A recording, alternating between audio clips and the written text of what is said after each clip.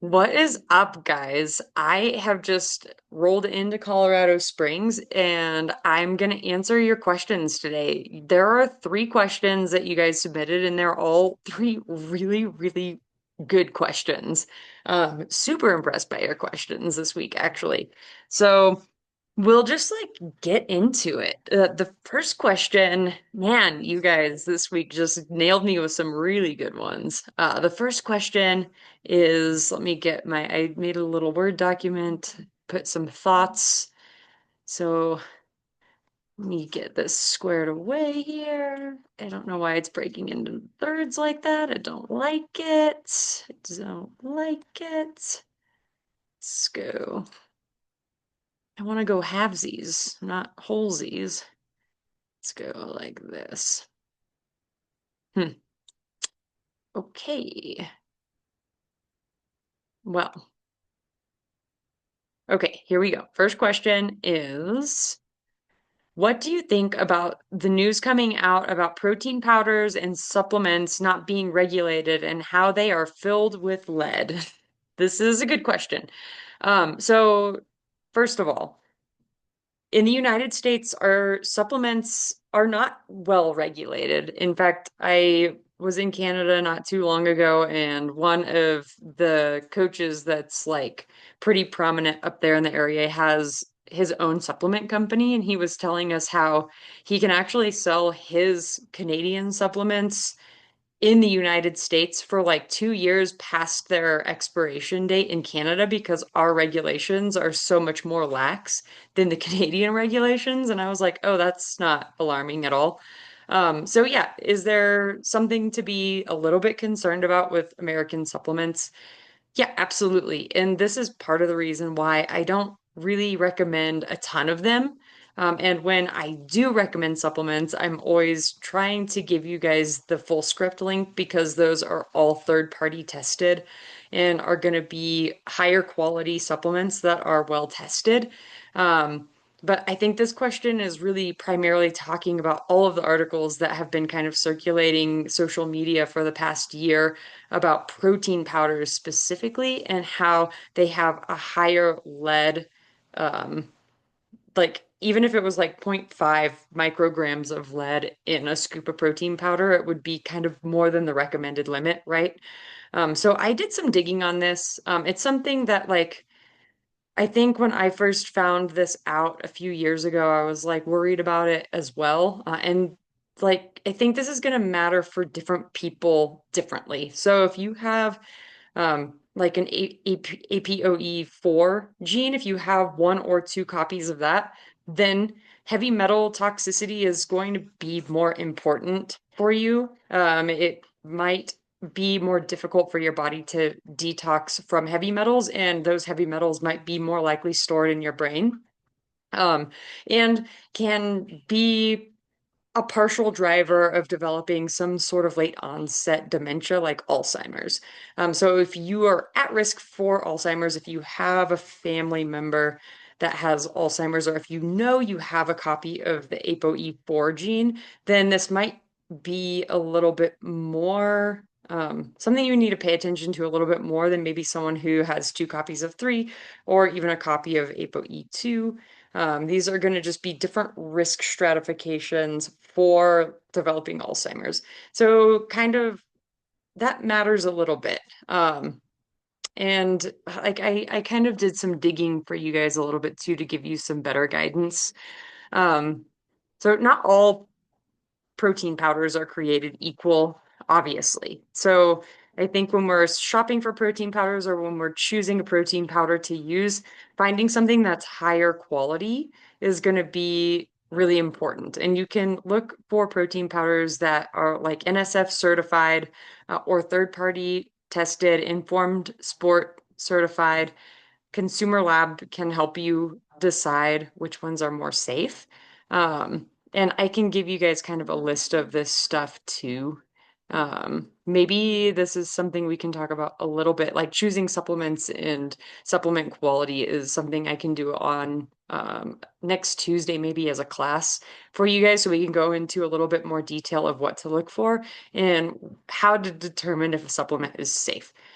Dose obviously is going to matter, and the toxicity, like lead toxicity, depends on the amount that you're consuming at once and the frequency of exposure. So, trace levels in some powders might not be clinically significant, but it is still smart, obviously, to minimize your risk. Um, that being said, plant-based protein powders may tend to have more heavy metal exposure than high quality whey isolates or hydrolysates because plants are grown in certain soils that have like the capability to absorb more lead and more arsenic. So if we're looking at like high quality whey isolates, you might be more safe as far as lead goes. And then obviously if something is NSF certified or tested for sport or third party tested, that's going to be safer as well. Um, I decided at some point probably within the last year that I wasn't going to worry about this as much and decrease my stress levels surrounding it. Obviously, whole food sources of protein like eggs, dairy, poultry, fish, legumes, red meat, stuff like that is going to remain the foundation. And protein powders, we want to use kind of just supplementally, not like every single meal we're consuming protein powder. That's definitely going to put you in a more high risk category for consuming more potential lead or contaminants. So I think Amanda at one point was telling me like I was relying more on protein powders and supplements a little bit more heavily early on when I was learning how to eat or meet my protein goal. And then as I continue to practice this, I've been able to get my protein from whole food sources eat more easily as time went on. And that should be the goal for all of us. And I can attest to that as well as like I was probably consuming 2 to 3 servings of like protein powder a day when I was trying to hit my protein goal initially. And now I probably only do like one a day. And that's going to significantly decrease your risk if you don't know the contents of your protein powder or the one that you like to consume on a regular basis. I like to do that, what is it called? That Chike high protein coffee, iced coffee blend. And I'm not sure of that one, or if it's like, I don't know if it's third party tested or if it has a higher lead, and I just decided I wasn't going to worry about it. And I have 2 copies of ApoE4, so I'm hoping that I can kind of risk mitigate myself if it does have a little bit higher lead by actually putting more muscle mass on my body and creating a lifelong pattern of movement, as well as, making sure I'm sweating. So ways that we can kind of detox our body that are, the most healthy is like making sure we're sweating. If you're like really worried about it, you can add a little bit of sauna as well to like induce that sweating, and then drinking enough water so we can expel any kind of contaminants through our urine, through our kidneys. Um, but I would just say try to find something that is certified, that is third party tested and deemed safe.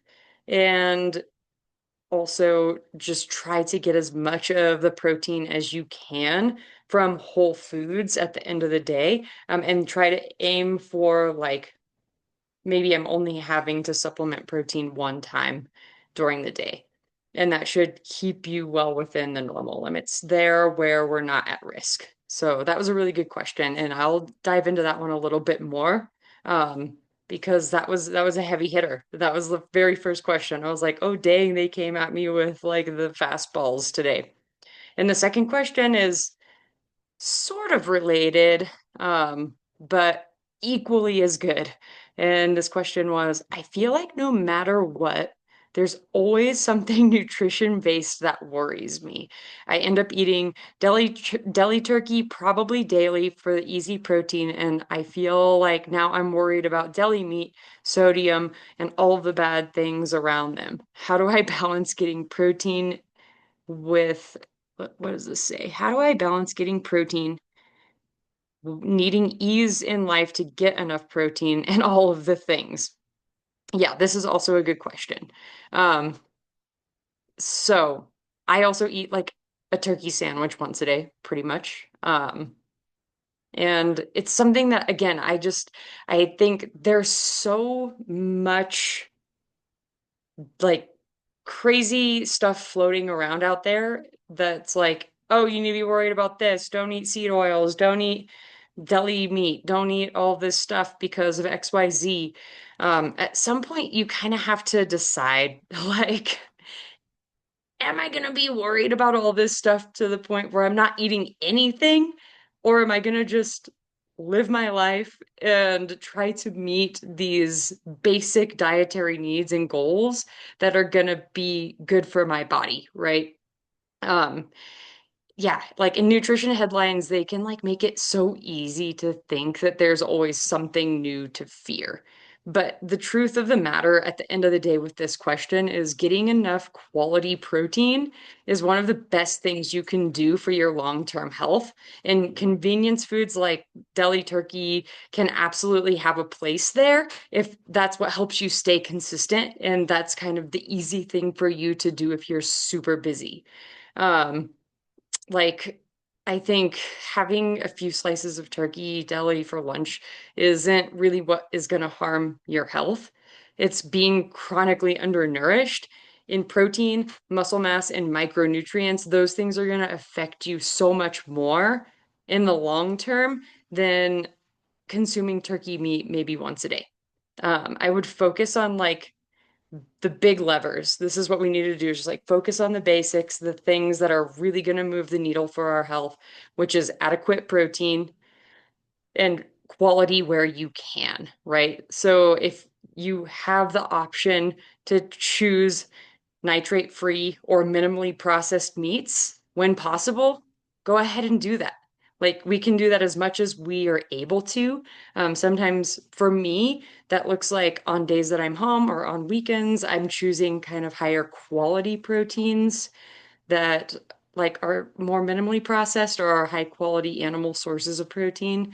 And then if I'm busy or if I'm working or if I have a crazy week like I just had where I'm working 6 days in a row, I'm using convenient, guilt-free options, which is all of them, just anything. I've been eating a protein bar every day. I've been eating a little beef stick every day. I've been eating a turkey sandwich every day, and I've had a scoop of protein powder with yogurt every day in the morning. Like we can demonize anything that we ingest, and I'm sure you can find some sort of article from some university somewhere to like be afraid of anything. You could be like, oh, this yogurt's in a like plastic container and it's seeping microplastics, and then I'm putting a scoop of protein powder in it. It's like everything's gonna kill you, right?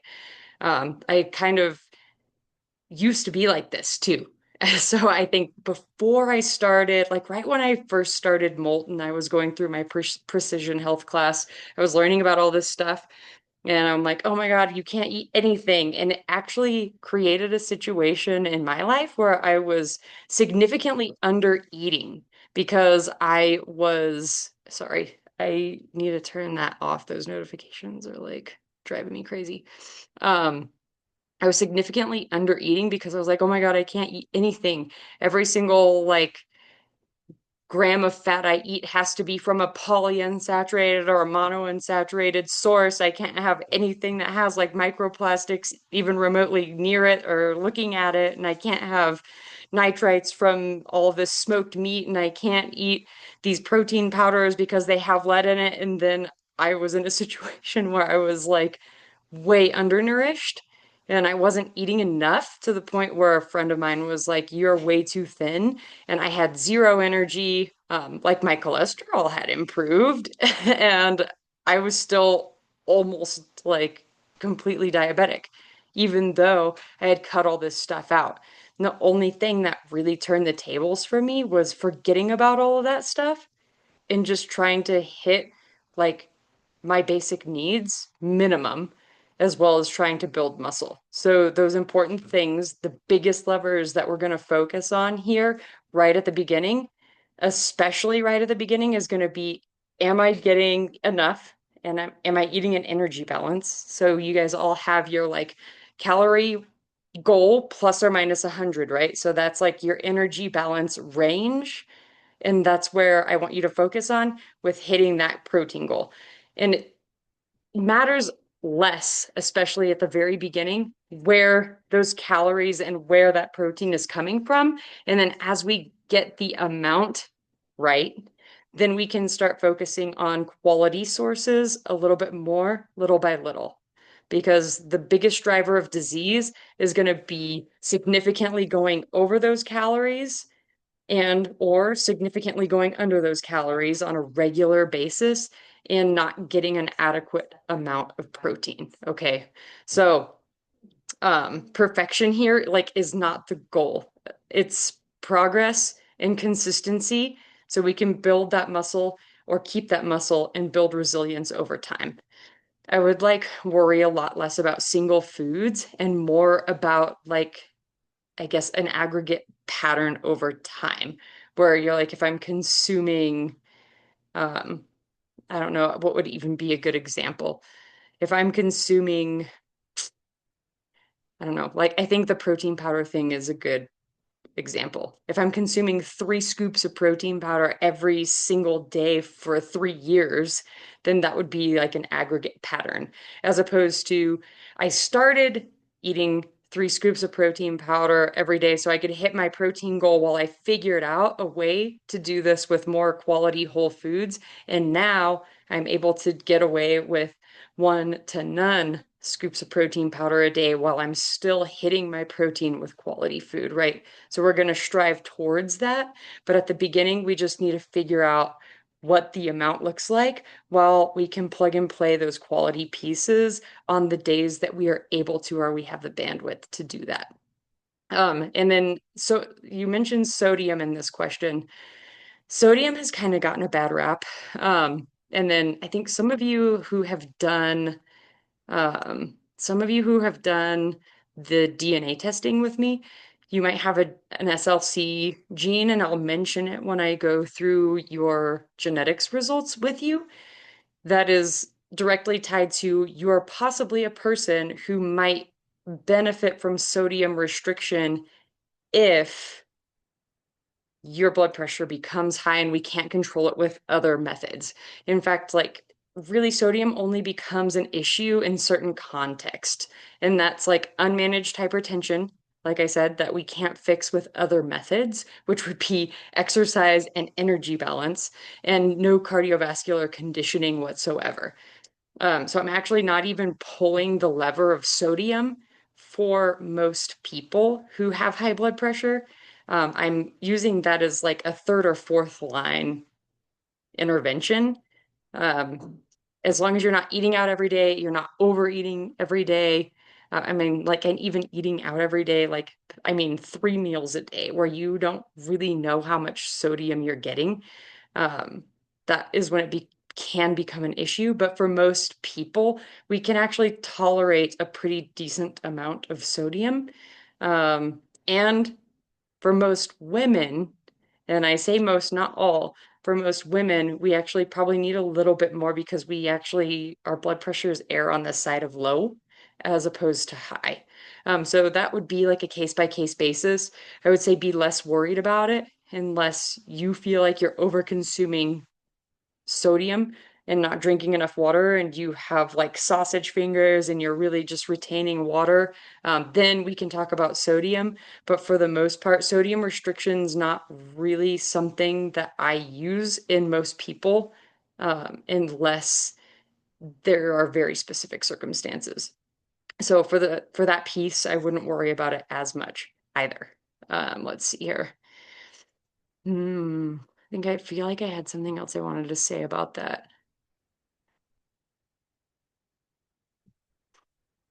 Yeah, so it's just like I think cutting out the noise of all of this other stuff that you're hearing about what to eat, what not to eat, and just really focusing on that energy balance thing is going to be the absolute best thing you can do for your health, especially if you're like just now getting started in the program. Um, if you can just cut it out and be like, I'm just going to focus on these goals and I'm not going to worry about necessarily where this energy is coming from, then when we kind of get down the road, if we're still not seeing certain levels of progress, like energy levels, et cetera, then I'm going to take a deeper look at what you're tracking in macro stacks, and we can make adjustments on a case by case basis from there. You just like, you can't be at war with your food and at peace with your health at the same time. We have access to what we have access to, right? And like processed is not necessarily a bad word. Like food is processed. Food has to be processed to a certain degree in our society in this day and age. Otherwise, it's not going to be like stable enough for you to go to the grocery store, get it, and then consume it. We need food to be processed in many ways so that it's safe for us to consume with how we consume food and how we purchase food nowadays. So, like, I would just say, yeah, I would say to try to cut it out, cut that noise out, just eat in energy balance. And then we can move those other levers if we need to, if you're over consuming certain things, if we're still seeing stuff out of alignment after we have some consistency with protein goals being hit and calorie goals being hit in range on a consistent basis. And then if you have any more specific questions about certain things, like anything that you're eating, like, should I be eating this? Should I be eating that? Then let me know. Usually, with all of this stuff, it's kind of a dose makes the poison situation. So it's like, as long as you're not over consuming these things, it's usually not going to create an issue. And that's kind of my down and dirty on that one. And then the last question was, what is normal, expected, healthy weight loss in menopause or otherwise? And this is a good question too. So I think that when we're kind of in a fat loss phase, about a pound a week is kind of what we're aiming for. Um, and this depends, right? It depends on where you're at when you kind of come to me and what your goals are. So some people, if they're already on a really super calorie restricted diet, like we can't cut that food lower. So what we're going to have to do is actually feed you more and like get that metabolism revved back up. We need to give your body the building blocks to be able to preserve lean muscle mass. So if you have low muscle mass, if you're under muscled and you're already eating a super low calorie diet, then we can't go for weight loss right away. It would be unsustainable and it would just be super unhealthy. So in that case, when we're kind of building you back up so that we have a metabolism so that we're putting lean muscle on your body, we're going to aim to try to stay the same weight plus or plus 5 pounds. And that's going to be the first phase for you if that is the bucket you fall into. Um, if you're already kind of eating close to what your expected maintenance is or more than that, then we can do a gentle cut in calories. But our biggest goal, especially in menopause and perimenopause, is going to be trying to target fat loss while preserving as much lean mass as possible. Because if we start losing lean mass, then we're not going to be able to sustain that weight loss long term if we lose a bunch of muscle mass. I just spent 6 days going over these occupational exams with all these firefighters, and some of them, they're like, oh, I'm so proud of myself. I lost like 15 pounds this year, and I have all this like precision metric data on them. They do like an in-body, and I'm like, okay, awesome. And I have the luxury of comparing where that weight loss kind of came from. So the only thing I was looking at for them was like, hell yeah, that's awesome. You lost 15 pounds, super proud of you. And then if I look at their lean muscle mass compared to last year, and they lost 10 pounds of muscle, then I'm like, this is actually not great for you. Honestly, like you just lost 10 pounds of precious muscle tissue. So it's going to be much, much harder for that person to keep that weight off because they're not going to be able to regulate their metabolism. Their body's not going to be as efficient at using calories as it was a year ago. And if we lose weight really quickly, or if we lose weight while we're not being mindful about these protein intakes and also giving that muscle stimulation to stay or to grow, then our body is going to preferentially utilize muscle for energy if we're in a calorie deficit. And that's why I take weight loss much, much slower with my clients in perimenopause and menopause, because we do not, this is a phase we do not want you losing lean mass in. When estrogen starts to decline, we're already at high risk for losing lean mass. And that is just going to be detrimental to long-term health if we lose even more of it while we're losing weight. So when we lose weight, anytime our body loses weight, it's about 70% fat and 30% lean mass. We can't avoid losing some lean mass when we're losing weight. It's going to happen. So what we need to do is kind of hedge our bets towards preferentially losing fat and losing as little lean mass as we possibly can. And usually the only way we're able to do that is to lose the weight slower while we are trying to either build a little bit of muscle or at least maintain as much of it as possible.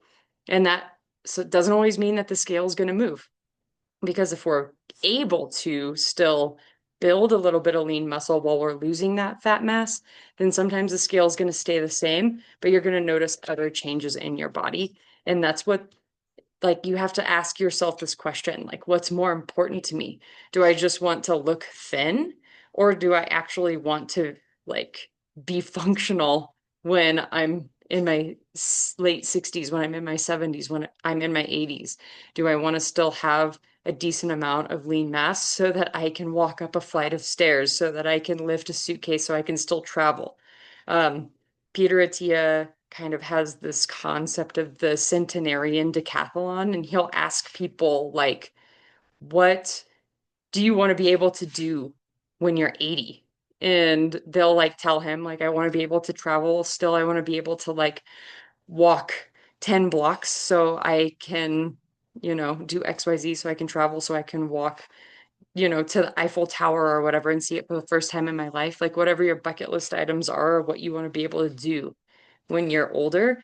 And we have to think about that as the goal, as opposed to, like, losing a bunch of weight and looking thin. And we have to kind of rewrite the script on that, because society has told us as women our whole lives, like, you have to look thin, you have to be small. But really, I want you guys to be strong and to be capable for a really long time. So to think about it that way, and then decide, okay, what do I really want to go for here? Is going to be a really important question to ask yourself. But at the end of the day, we still want to lose some fat mass. And if we can do that about a half a pound to a pound a week, when we are ready to be in that phase, then that would be the most sustainable way to do it, is slower while we're preserving that lean mass, so that you can keep that weight off much easier. Because if you still have that lean mass, or if you have a little bit more of it, then your body's going to use those calories more efficiently, and you're going to be able to eat more, like a sustainable amount, while keeping your weight the same down the line. All right. That's all I have for you guys. I hope that this was helpful. And if you have more questions, then just, either message me or hang on to them for next month. All right. Bye.